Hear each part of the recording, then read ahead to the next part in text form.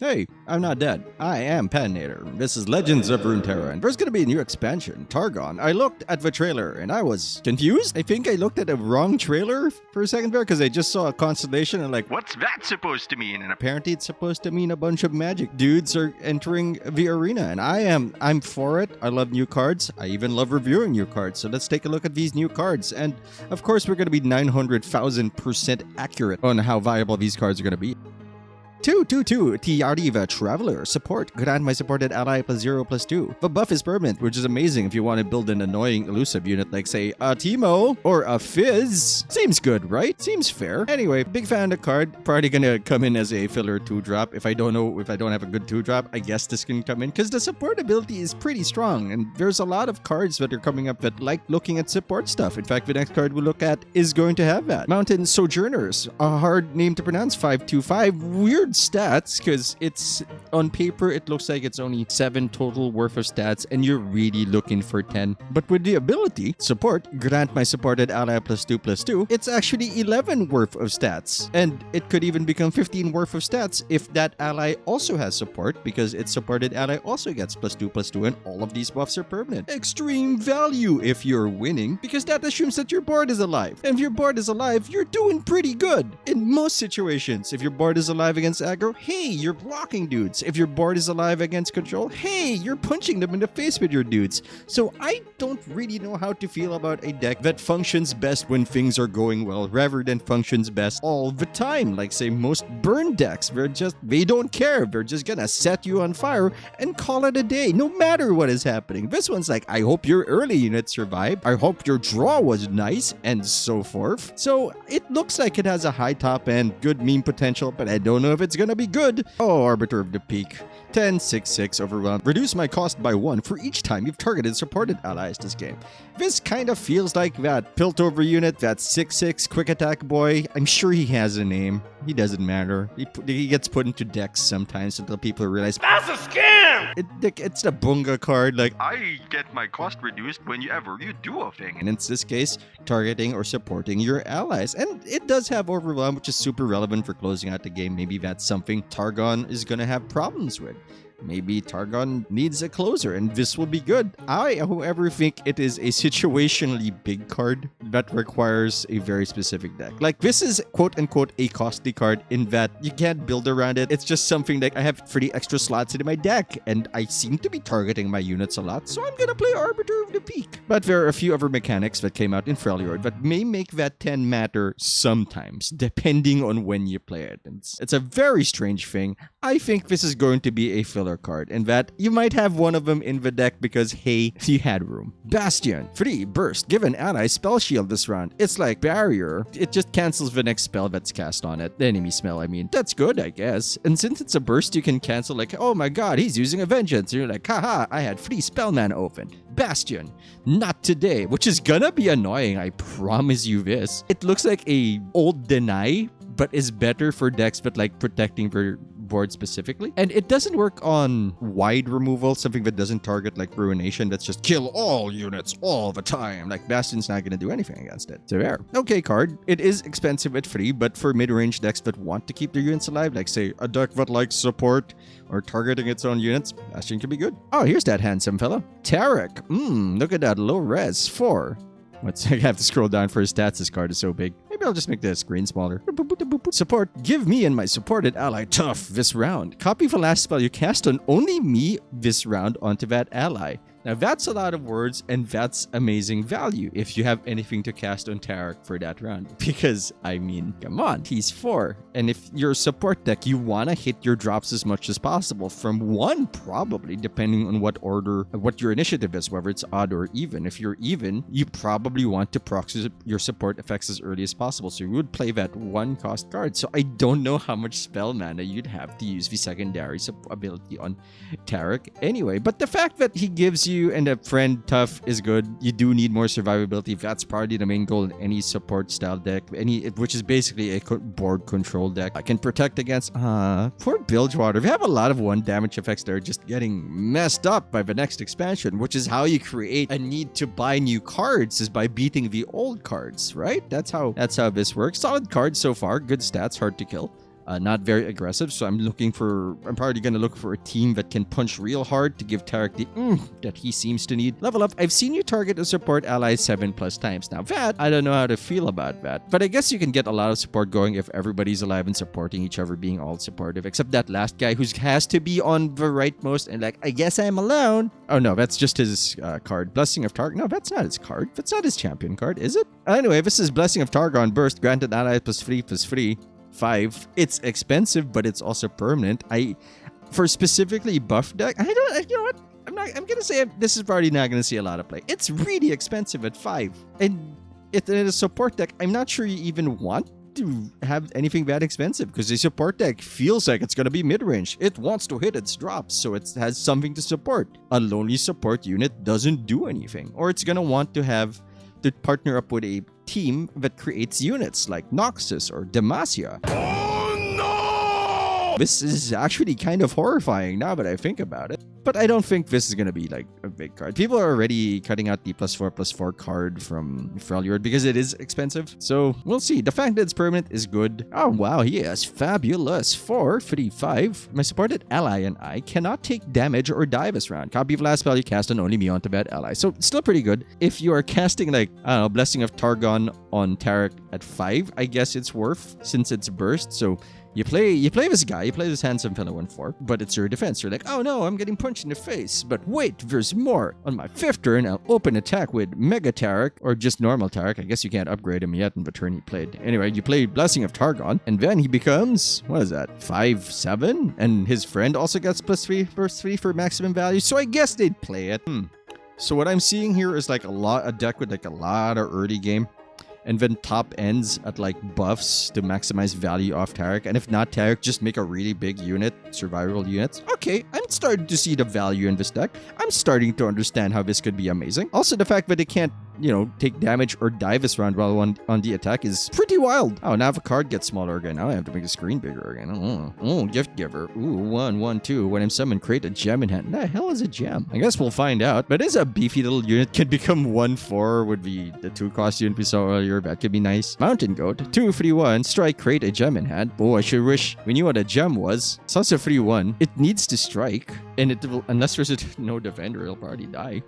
Mentor of the Stones. 3/1/1. Always a good stat line because we've seen other 3-cost 1/1 units played immensely. Support, grant by support, ally +2/+2, last breath, create 3 gems in hand. Okay, it has a last breath ability, so maybe it's playable. Which is weird because it's Targon and maybe it wants to live. Shards of the Mountain, slow, fill your hands with gem. Alright, now we'll find out what gems are. Gems are a 1-cost burst spell that heals an ally 1 and grants it +1/+0. Here's the offense I was looking for. Can't be cast in combat or in response to a spell. Intriguing. I believe I did read up on the expansion just a little bit, or at least like Google recommended an article to me. And it said that there are 2 cards in this expansion that had that specific thing, that it's burst, but it can't be cast in combat or in response to a spell because it feels bad to play against these sorts of cards and not be able to react to them. So this way, you can play this, you can play a burst, and then play something else like a fast or a slow spell on your same turn, or attack, making them still useful, but without the combat trickiness. They were considering making a new keyword for it, but decided, hey,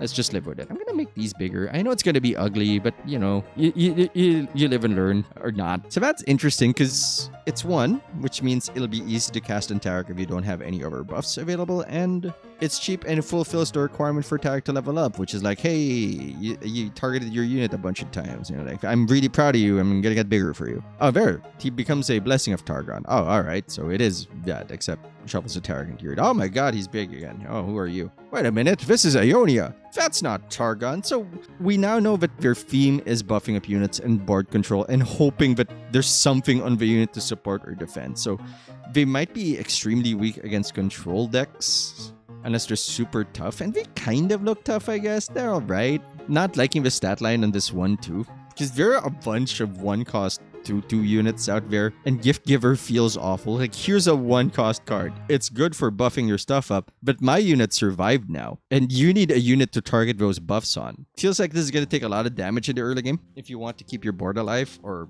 prevent unfavorable trades. I'm sure that's how that's gonna turn out. But anyway, let's take a look at these Ionia cards. It's a young witch. It's elusive. It's 2. It's wait, I gotta scroll down for this. 1. Okay, that's a tiny stat line. I'm already a little disappointed. Support. Give my supported ally quick attack and +1/+0 this round. You know what? I take it back. I like this card. It is an elusive support unit, which means blocking it is a little iffy, and it can just hide in the shadows and make your friend a little bigger. And wow, do you want to see a Zed that is 4/2 and extra quick attack? I actually don't know what order of play this is. Like, if you play this, I think it works if Zed is to the left of the young witch and there's no other attackers as they attack together. Zed's ability procs first because 1, he's a champion, 2, he's on the leftmost because that's the order of effects. He spawns his little Zed buddy, and then the young witch decides, hey, I'm gonna support this guy. I'm sure he was here all the time, and also give that quick attack, which is kind of disgusting when you think about it, and I approve.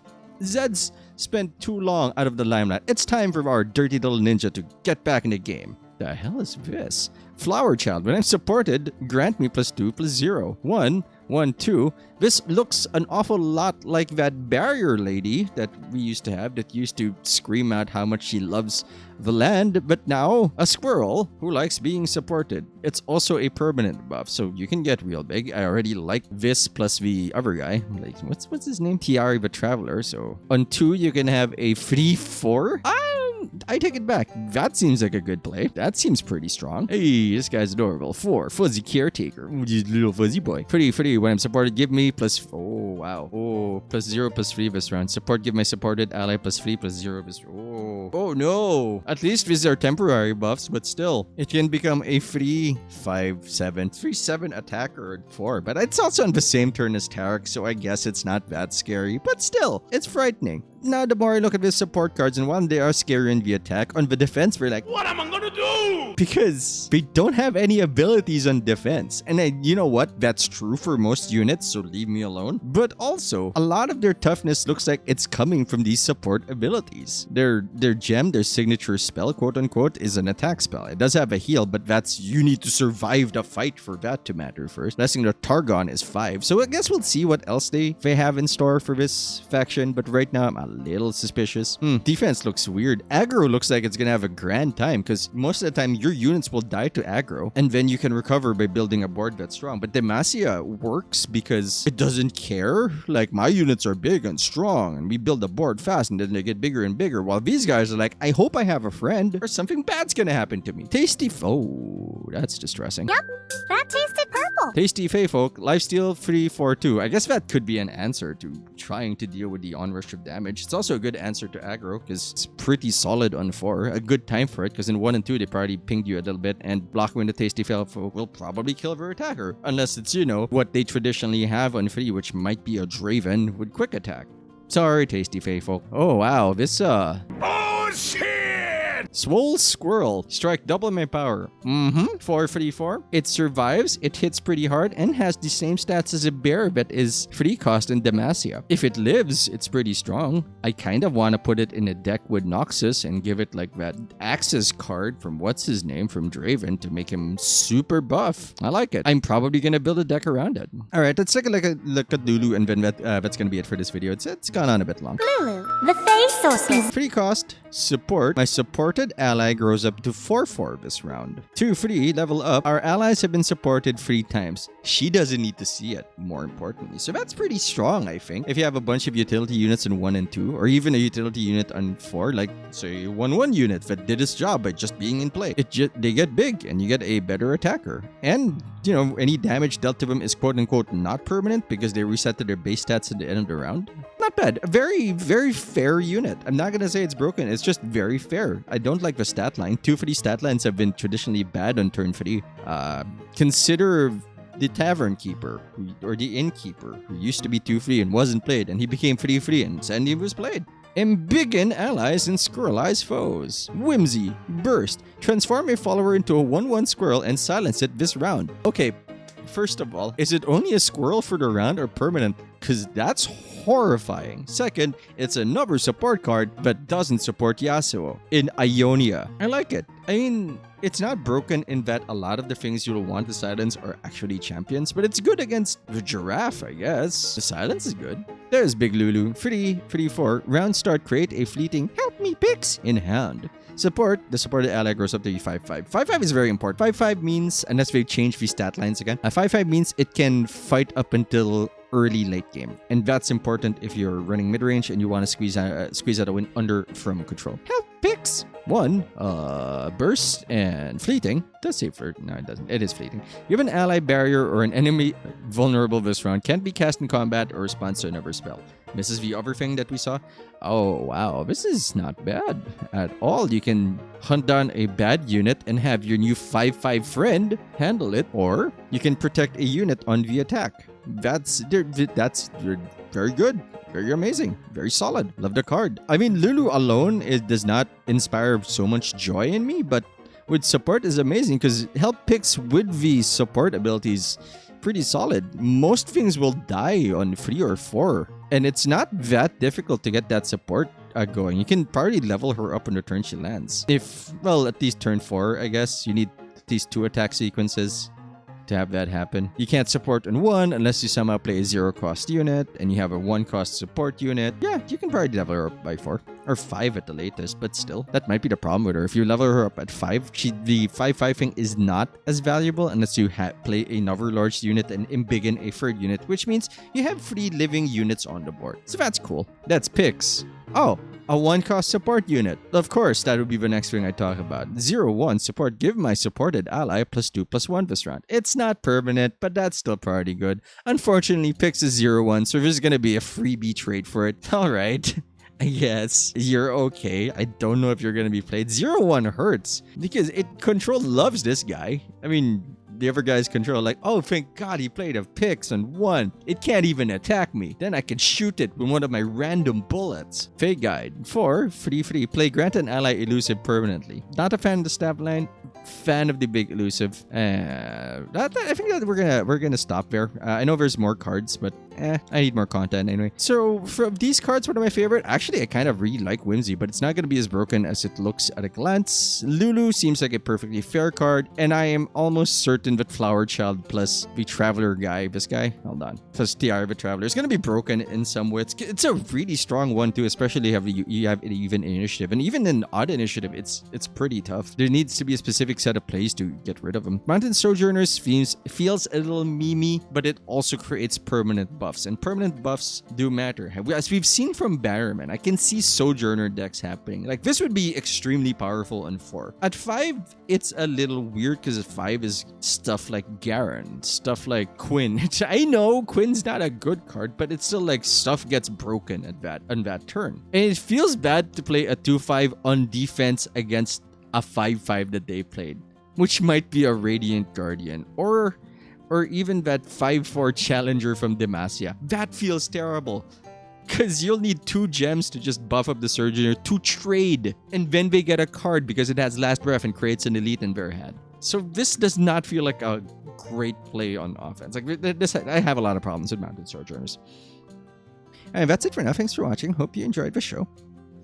We'll be back with more, and I'm probably gonna edit the next videos more. I am just trying to get back into the rhythm, and I am happy to be back. I am Patinator. I'll see you later.